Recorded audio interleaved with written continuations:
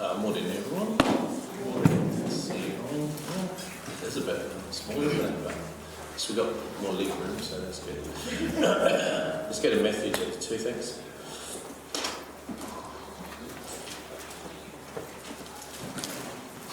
"20 years. It was good to hear those testimonies from those young people. Sarah, well done, young people. I think what's good is that they had to leave Australia. Some of them had to leave Australia to receive the Spirit to the promised land. Man, 2021 was a big year, obviously. It was big last year, and then it just seemed to be big this year. There were big changes definitely now with our life as a family. I think, obviously we had a wedding, which was pretty awesome.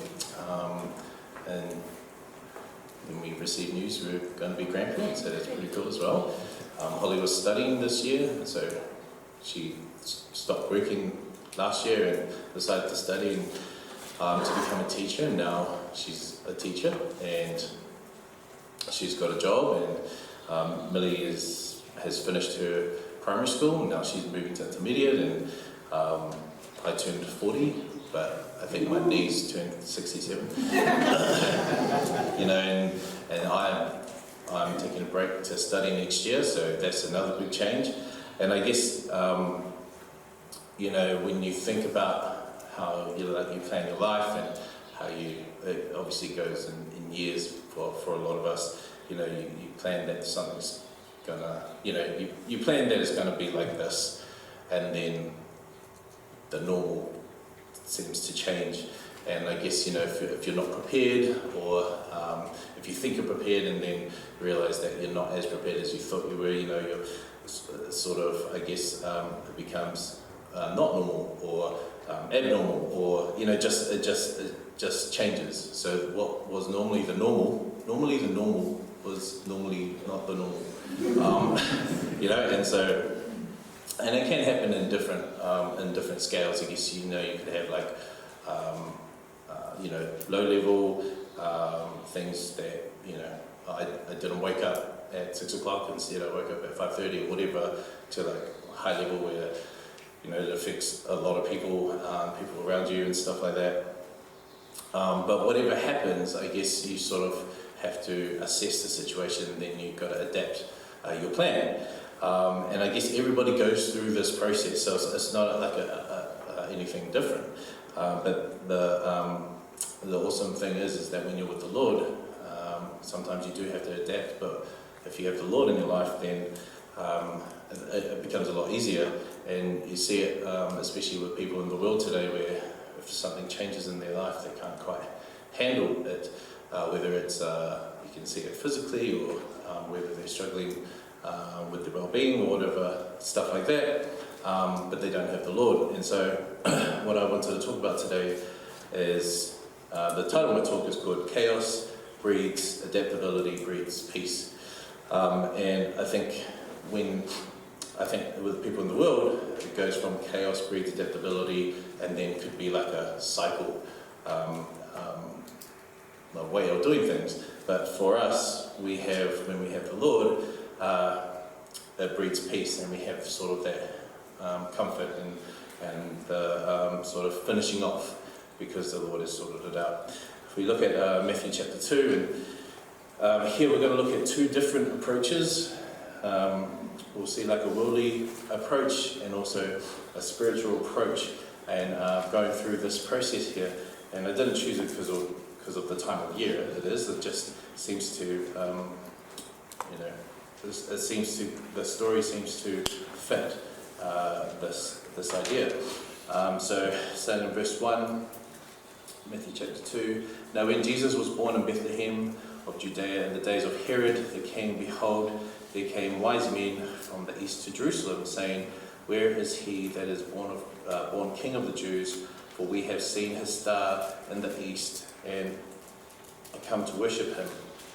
When Herod the king had heard these things, he was troubled, and all Jerusalem with him." So we've got that word troubled there, that sort of represents that chaos that he's going through, because as a king, and he has I guess, he has a plan of how things should be run, and now he has this, now we have these guys coming to see him to say, or he's heard of a king of the Jews, and so then for him to be troubled, he enters this chaos phase of the process, and carrying on. And when he had gathered all the chief priests and scribes of the people together, he demanded of them where Christ should be born. And so he's starting to adapt his way of doing things, because there's this chaos that has come into his life, and now he's had to adapt the way that he's approaching things. And you can see that he's obviously doing it not in a good way, in a very worldly way of looking at it. And they said unto him, In Bethlehem of Judea, for thus it is written by the prophet, And thou, Bethlehem, in the land of Judah, art not the least among the princes of Judah, for out of thee shall come a governor that shall rule my people Israel. Then Herod, when he had privily called the wise men, inquired of them diligently what time the star appeared. And he sent them to Bethlehem and said, Go and search diligently for the young child, and when ye have found him, bring me word again, that I may come and worship him also. And now we obviously know, we know through the story, but if you think about him just in the natural as a king, and he has been put into this chaotic type of situation, and then he's had to adapt. You know that verse there that we just read, it has a lot of he has a plan of what he wants to do, so he's adapting, and he wants to cause more chaos. So he's going through that cycle. But then we have these wise men here who know about Jesus and is going to find, and we see their process. And so they've been, I guess, told by the king, so they've been put in this chaotic position, and then we look at how they have approached it. When they heard the king, they departed, and lo, the star which they saw in the east went before them, till it came and stood over where the young child was. When they saw the star, they rejoiced with exceeding great joy. And when they were come into the house, they saw the young child with Mary, his mother, and fell down and worshipped him. And when they opened their treasures, they presented him gifts, gold and frankincense and myrrh. And being warned of God in a dream that they should not return to Herod, they departed into their own country another way. So again, they've gone through, they've been told that they need to go see Herod, but then they've been told by God to not do it. And obviously, when God tells you to do something, you go and do it. And in a natural sense, not obeying the natural king, you would feel like chaos inside you, because you would feel troubled, you're going against what the king said and all that. But because God came into the situation and came into their lives and into their mind, they had this peace. They had to adapt what they were told to do. They had to adapt, but then because God told them to do it, they were given peace, and they felt like they were doing the right thing, or else they wouldn't have done it. And so they chose the right way. And then when I was looking, in terms of this kind of trouble, what that means, and it's, it means of uncertain affinity, or to stir, or to agitate. And I guess in a natural way, sometimes in our lives, something can stir us or agitate us, or in our mindset, things can stir and agitate. If you have a family, or if you have family, but then in the natural or the spiritual, things, you might be offended by things they say, or at work or whatever, you have this agitation in your life or in your mindset. But when Jesus or God is in the situation, then that's when they can help. If we look at Luke chapter 8,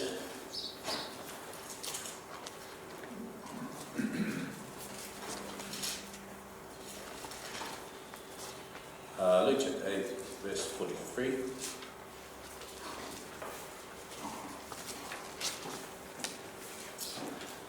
And we know the story here, but it's good to have a look at, her situation. Verse 43, And a woman having an issue of blood 12 years, which had spent all her living upon physicians, neither could be healed of any, came behind him and touched the border of his garment, and immediately her issue of blood stanched. And when you think about her 12 years throughout this condition, you know, you had all these, obviously her life was chaotic, and she was going through this situation that would have just been horrible for anyone to go through, you know, and she tried to adapt it to the natural, so she would go and see the different physicians, and throughout those years, you know, they would have approached it differently to try and help, but obviously their approach was in the natural because they only had like a limited amount of knowledge. So then there's that approach there, but also just the approach where she had to go on her hands and knees and touch the hem of Jesus' garment. And so instead of walking, she had to approach it in a different way. She had to go on her hands and knees, and she had to have a different mindset. So then not only did she have to physically change or adapt the way that she approached it, but in her mind, she was thinking, look, I've been through all of this here. I've been through 12 years of, you know, horrible years. And now there's this guy who comes and heals people, and I need this healing, and you know, I've seen all of these other people and they can't do anything. I've walked to them, and then, you know, she could have just stayed back, but what she wanted to do, and with her mindset, she had to adapt her mindset, and she went down and she humbled herself in her mind, and also physically showing that, and she touched the border of his garment. So then, you know, so there was that chaos, there was that great adaptability, and then the peace that she got physically. But then we carry on, and Jesus said, "Who touched me?"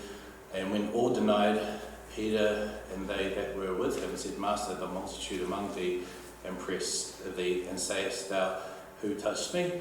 And Jesus said, "Somebody hath touched me, for I perceive that virtue has gone out of me." So when you think of that situation, so he's walking through, and then he stops, and then all these people would have stopped moving around and everything, right? So now there's this whole like awkward situation where he stopped and he looked around, and everybody, you know, you can just imagine that if it just all went silent, and he's saying, "Who touched me?" And then, you know, they're looking around, and then the disciples said, "Yeah, but there's all these people who touched you. What are you talking about?" You know, and it's like, it would have got to the point where, if you were the lady that had the problem and you touched the garment and you knew it was you, and the whole time you kept quiet, you would have had this build up. So it was this, I'm sure, in her mind and stuff, it was like all this chaos and stuff like that. But you know, the right thing that she had to do was just speak out and say, "Yeah, it was me," even though it could have been quite awkward.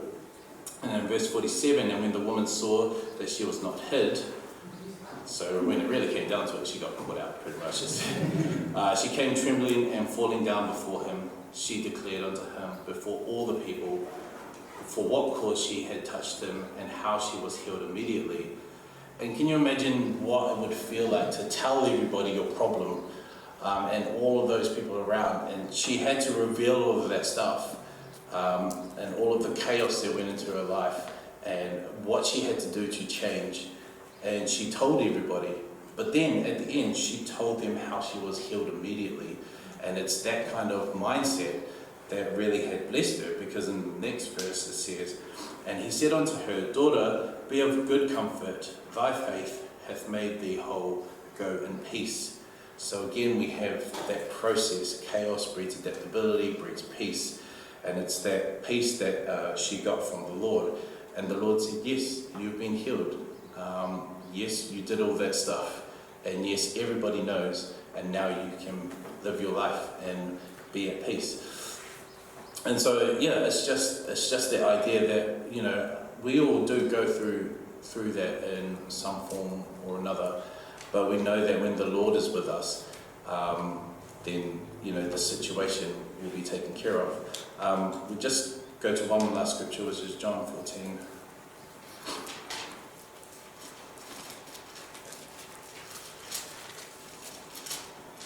Verse 27, and I think this really just, I guess it just finishes off the idea is there's world and the things of this world, and then there's the spiritual. And there's trouble, and then there's peace. And I really like the scripture here. Verse 27, peace I leave with you, my peace I give unto you. Not as the world giveth, give I unto you. Let not your heart be troubled, neither let it be afraid. So here Jesus is saying that there is a recognition that there is a difference between world peace, that people like to preach, to Jesus peace.